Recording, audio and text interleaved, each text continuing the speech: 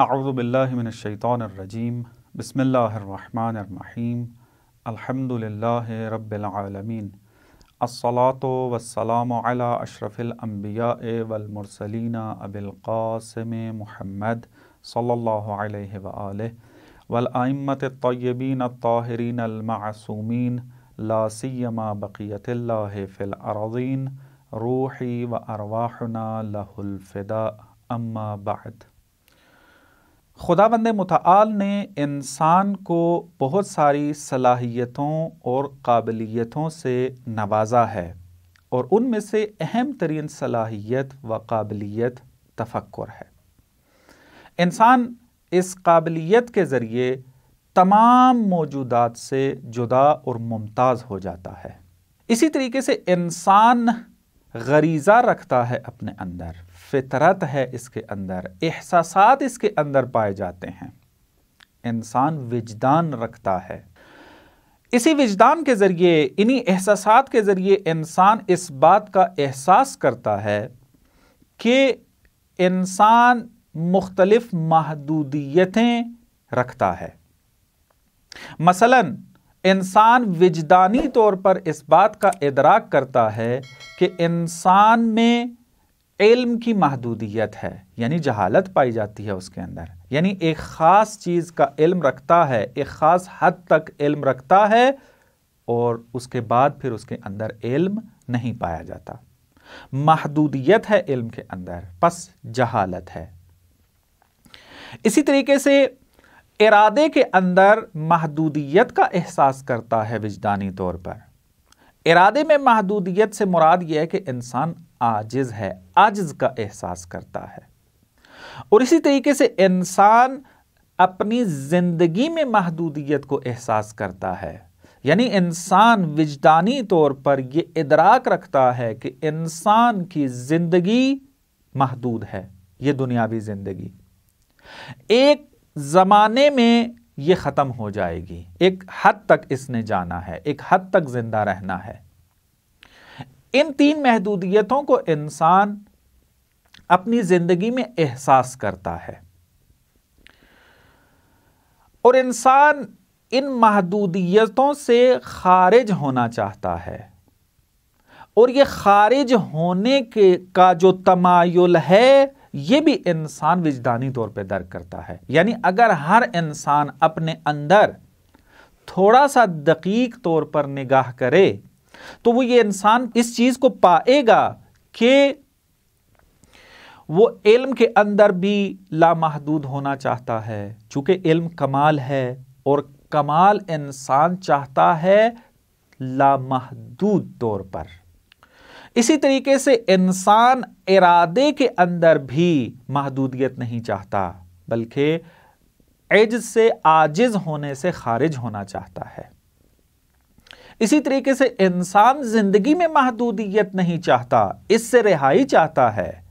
ابدی زندگی کے پیچھے ہے، اور انسان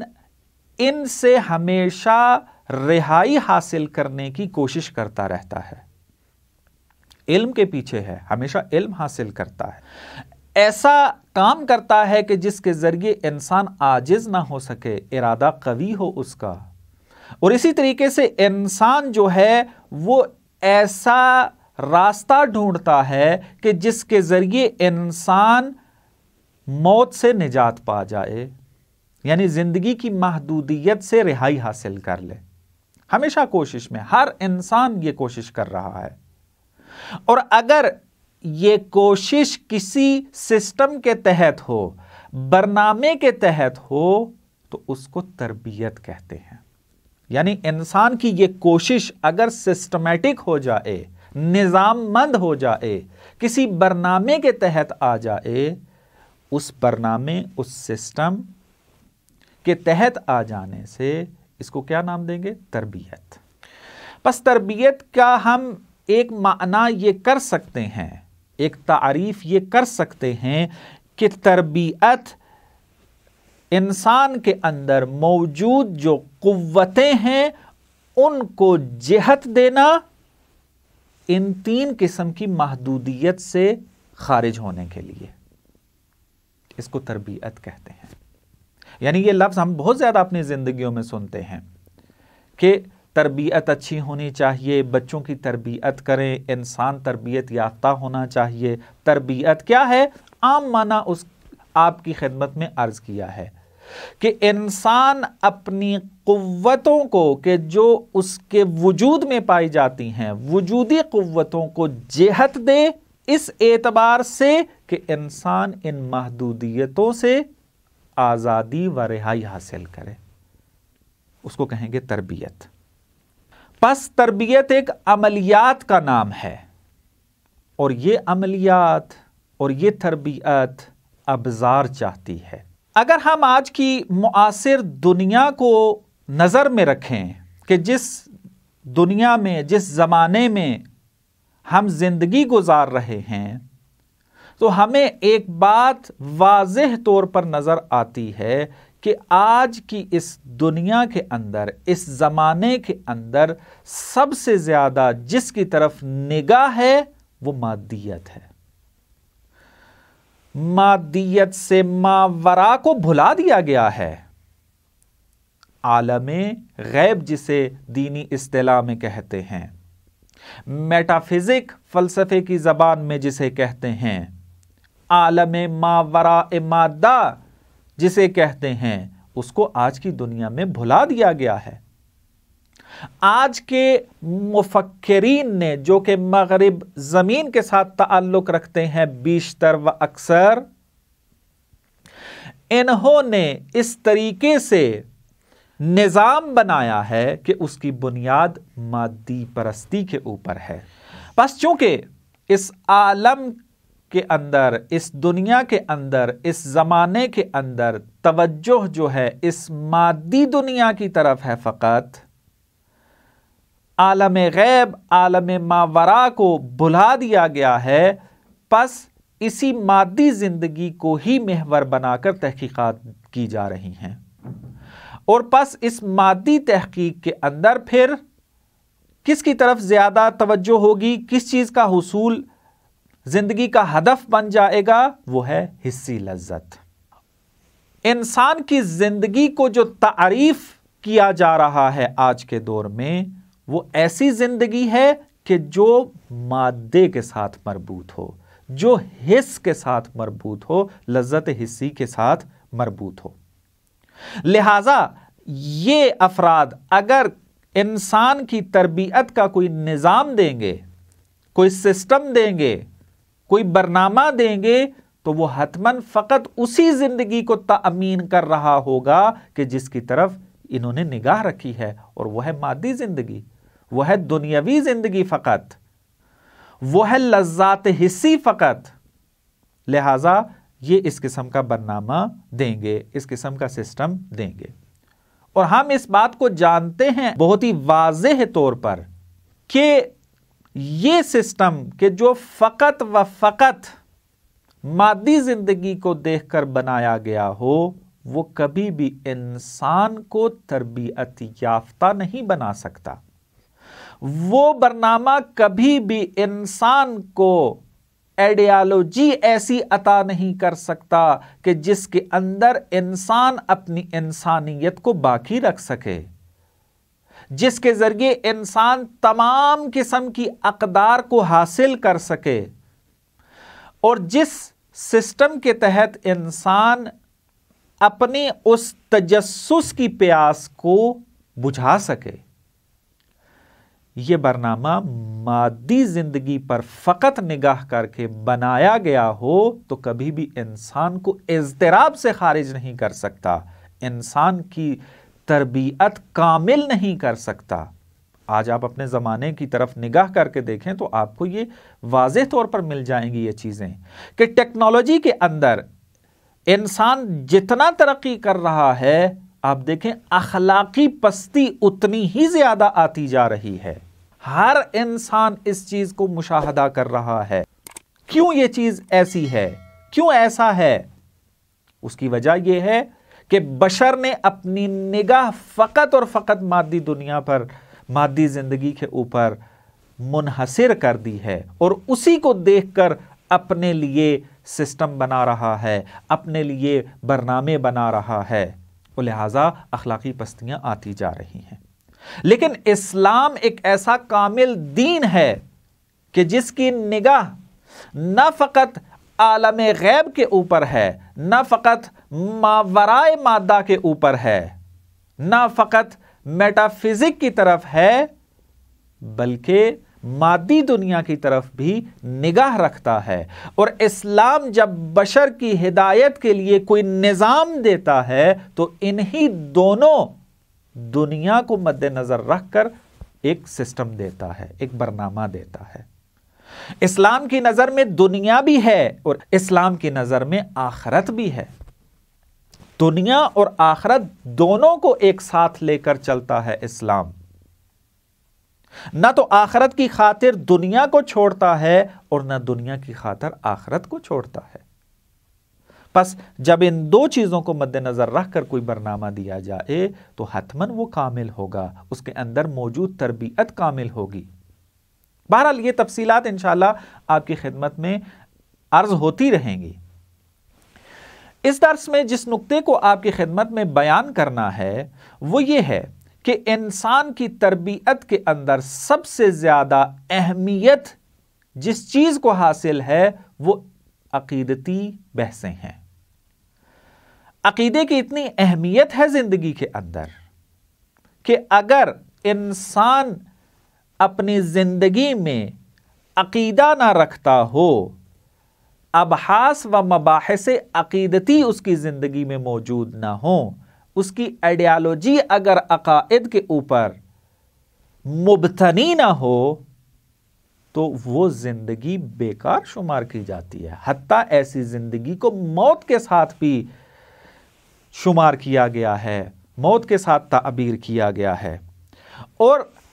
اگر ایک عقیدہ ٹھیک ہو جائے، بعض اوقات دیکھنے میں آیا ہے کہ انسان کی پوری زندگی بدل جاتی ہے۔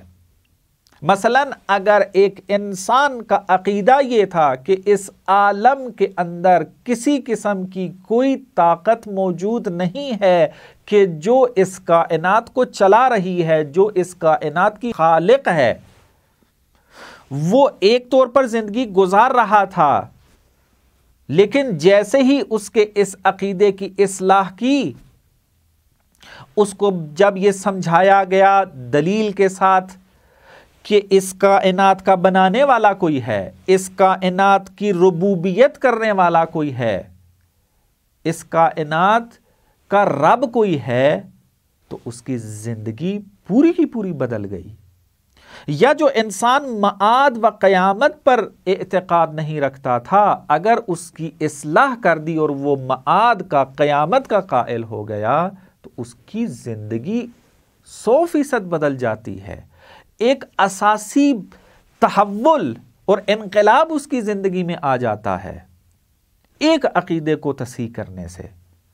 بس آپ نے دیکھا کہ عقیدہ اگر صحیح ہو جائے تو انسان کی پوری زندگی متاثر ہو جاتی ہے۔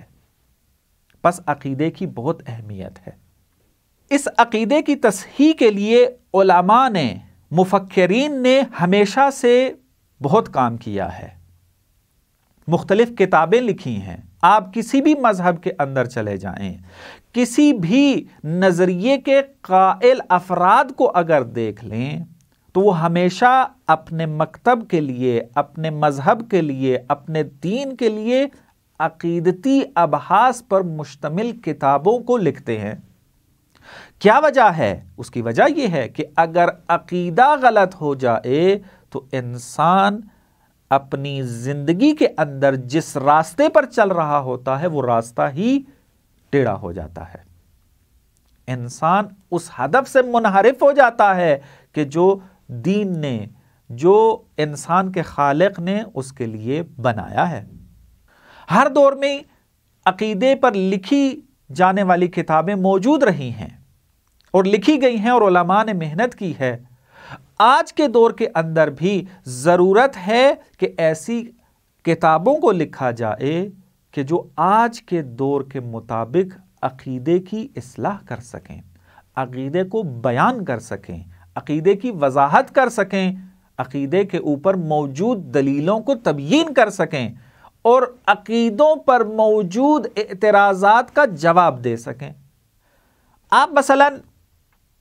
شہید مطہری رحمت اللہ علیہ، علامہ طباطبائی رحمت اللہ علیہ کو اگر دیکھیں، انہوں نے اپنے زمانے کے اندر موجود مختلف چیلنجوں کو جب دیکھا عقیدتی طور پر، تو قلم اٹھایا، کتاب لکھی، اور اس کتاب نے ایرانی معاشرے کے اندر بہت زیادہ تاثیر پیدا کی۔ جو لوگ انحراف پیدا کرنا چاہ رہے تھے، اس عقیدتی اور فلسفی کتاب نے آ کر ان کے انحرافات کو روکا، اور بہت سے لوگ جو عقیدتی مشکل میں مبتلا ہونا چاہتے تھے لاشعوری طور پر یا ہو چکے تھے، وہ ان کتاب کو پڑھنے کے بعد درست ہو گئے۔ وہ کتاب کہ جن کو ان دو بزرگوار نے مل کے لکھی، وہ اصول فلسفہ و روش ریالزم۔ اسی طریقے سے آپ اگر شہید صدر رحمت اللہ علیہ کی زندگی کا مطالعہ کریں تو آپ دیکھیں گے اس کے اندر کہ ان کی زندگی میں، ان کے زمانے میں جو بھی مختلف چیلنج موجود تھے، انہوں نے اس کے مقابل میں کتاب لکھی، اسی زمانے کے تقاضے کے مطابق کتاب لکھی ہے، چاہے وہ عقیدے کے ساتھ مرتبط ہو یا انسان کی دوسری عملی زندگی کے ساتھ مربوط ہو۔ مثلا شہید صدر رحمت اللہ علیہ کی کتاب فلسفہ تو نا کو اگر آپ مد نظر رکھیں تو آپ دیکھیں گے کہ اس زمانے کے اندر مارکسزم اپنے عروج پر جا رہا تھا، اور وہ اپنی کتابوں کے اندر مادی پرستی کو عروج دے رہے تھے، مادہ پرستی کو رواج دے رہے تھے۔ شہید صدر نے فلسفہ تو نہ لکھ کر ثابت کیا کہ مارکسزم کا جو فلسفی نظام ہے وہ باطل ہے، اور اسلام کے نظام کو عقلانی طور پر ثابت کیا مقابل میں۔ تو لہٰذا ضرورت ہے کہ ہر دور میں ایک ایسی کتاب لکھی جائے جو اسی زمانے کے تقاضوں کے مطابق لکھی جائے۔ ہمارے زمانے میں کہ جس زمانے میں ابھی ہم زندگی گزار رہے ہیں، یہ کمی موجود ہے کہ ایسی کلامی و عقیدتی کتابوں کو نہیں لکھا گیا کہ جو ہمارے زمانے کے تقاضوں کے مطابق ہو۔ جو سوالات اس وقت جوانوں کے ذہن میں موجود ہیں، ایسی کتاب موجود نہیں کہ جو ان کو مکمل طور پر جواب دے سکے۔ جو اعتراضات، جو شبہات اٹھائے جا رہے ہیں مخالف دین کی طرف سے، مخالفت اسلام کرنے والوں کی طرف سے، ان کا کامل اور قانع کنندہ جواب دے سکے مکمل طور پر ایسی کتاب سامنے نہیں آئی۔ اگرچہ بعض کتابیں ہیں، جیسا کہ مثال دی آپ کو اصول فلسفہ و روش ریالزم، لیکن اس کو بھی ایک عرصہ گزر چکا ہے۔ آیت اللہ مصباح کی کتاب ہے آموزش عقائد، کہ وہ بھی زمانے کے تقاضے کے مطابق لکھی گئی ہے، لیکن ان کتابوں کے اندر جو مشکل ایک موجود ہے وہ یہ ہے کہ وہ ایک خاص طبقے کے لیے ہیں، وہ ایک عام نوجوان یا جوان کے لیے قابل فہم نہیں ہیں۔ بہت سارے مقدمات طے کرنے کے بعد وہ کتابیں سمجھ میں آتی ہیں۔ ایسی کتاب لکھنے کی ضرورت ہے، ایسی ابحاث کو بیان کرنے کی ضرورت ہے کہ جو ہمارے نوجوان بھی سمجھ سکیں، ہمارے جوان بھی صحیح طریقے سے سمجھ سکیں، اور ان ابحاث کو پڑھنے کے بعد اپنے دین پر ایمان بھی دلیل کے ذریعے لے کر آئیں اور اپنے ایمان کے اندر مضبوط بھی ہو جائیں اور اسلام کا مکمل طور پر دفاع بھی کر سکیں۔ ایسی کتاب کا ابھی بحران ہے، ایسی کتاب کو تدوین ہونا ضروری ہے ابھی۔ ہماری ان بحثوں کے اندر اس بات کو بہت ہی زیادہ اہمیت دی گئی ہے۔ ہماری ان بحثوں کے اندر چند خصوصیات موجود ہوں گی، وہ یہ کہ ان ابحاث کو سادہ زبان میں بیان کیا جائے گا، اور ہماری ان ابحاث کا اصلی مخاطب جوان نسل ہے، نوجوان و جوان کہ جو میٹرک سے لے کر یونیورسٹیز کے آخری درجے تک کے افراد ہیں، وہ مد نظر ہیں ہمارے ان بحثوں کے اندر۔ ان ابحاث کی زبان سادہ رہے گی، فلسفی اصطلاحات کو بہت زیادہ استعمال نہیں کیا جائے گا، اگر کہیں استعمال ہوئی تو اس کو آسانی کے ساتھ توضیح دی جائے گی، مثالوں کے ساتھ وضاحت کی جائے گی تاکہ ہر ایک کے لیے قابل فہم ہو سکے۔ ہم اپنی ان بحثوں کے اندر بہت ساری اہم ترین بحثوں کو لے کر آئیں گے کہ جو آج کے زمانے کے اندر موجود ہیں اور دین کے لیے ایک چیلنج کی حیثیت رکھتی ہیں، جیسا کہ تکامل کا نظریہ ہے، جیسا کہ بگ بینگ کا نظریہ موجود ہے، جیسا کہ اسلام اور خشونت، اسلام اور عورت کے حقوق وغیرہ، ایسے مسائل جو ہیں وہ تقریباً ہم اپنی بحثوں میں لے کر آئیں گے اور ان کو وضاحت کریں گے، چونکہ جتنے بھی اعتراضات اسلام کے اوپر آئے ہیں وہ انہی بحثوں کے ساتھ مربوط ہیں اور انہی بحثوں کے ذریعے اسلام کو زیر سوال لانے کی کوشش کی جا رہی ہے اور کی گئی ہے۔ ایک اور خصوصیت جو ہماری ان بحثوں کے اندر موجود ہے اور یہ کہا جا سکتا ہے کہ اس بحث کی محوری اور امتیازی خصوصیت ہے، وہ ہے کہ ہماری یہ عقائدی بحثیں علامہ طباطبائی کے نظریات پر مشتمل ہیں۔ علامہ طباطبائی ایک عظیم شخصیت گزر کے گئے ہیں کہ ابھی وقت نہیں ہے کہ اس کی وضاحت کروں، انشاءاللہ بعد میں اگر فرصت ملی اور وہ فرصت آئی تو اس میں وضاحت کی جائے گی ان شخصیت کے بارے میں۔ یہ ہماری عقیدتی بحثیں ان کے نظریات پر مشتمل ہیں، محور وہ شخصیت ہیں۔ ہاں بعض اوقات جہاں پر ان کے نظریات میں ہمیں مطالب نہ ملے آج کے زمانے کے تقاضے کو پورا کرنے کے لیے، تو ہم ان کے شاگردان سے استفادہ کریں گے، جیسا کہ شہید مطہری ہیں، جیسا کہ علامہ مصباح ہیں اور اس قسم کے دوسرے علماء۔ پس ہمارا یہ جو عقائدی دورہ ہے یہ انتہائی اہمیت کا حامل ہے، اس میں جوان اور نوجوان حضرات حتماً دلچسپی لیں اور ہماری یہ بحثیں انتہائی دلچسپی ہی کے اوپر مشتمل ہیں کہ اس کے اندر مختلف مثالوں کے ساتھ وضاحت کی جائے گی، دلائل کو بہت روان انداز میں بیان کیا جائے گا اور جتنے بھی آج کل چیلنج موجود ہیں آج کے زمانے میں کہ جو کہ ہمارے دین کو ٹارگٹ کر رہے ہیں ان کو ہم جواب دیں گے۔ ہاں اس بات کو مد نظر رکھیں چونکہ ہم نے اس کو آسان طریقے سے ثابت کرنا ہے اور بیان کرنا ہے، وضاحت کرنی ہے، تبیین کرنا ہے، تو اس میں ممکن ہے کہ بعض باریکیاں جو بحثوں کے اندر موجود ہوتی ہیں، بعض دقتیں کہ جو کی جاتی ہیں علمی حلقوں کے اندر وہ موجود نہ ہوں۔ اس کے لیے انشاءاللہ یہ دورہ ختم ہونے کے بعد پھر دوسرے دورے کو ہم لے کر آئیں گے کہ جس کے اندر بحثوں کو مزید عمیق تر، مزید بہتر، مزید دقیق تر جو ہیں وہ بیان کریں گے۔ والسلام علیکم ورحمۃ اللہ وبرکاتہ۔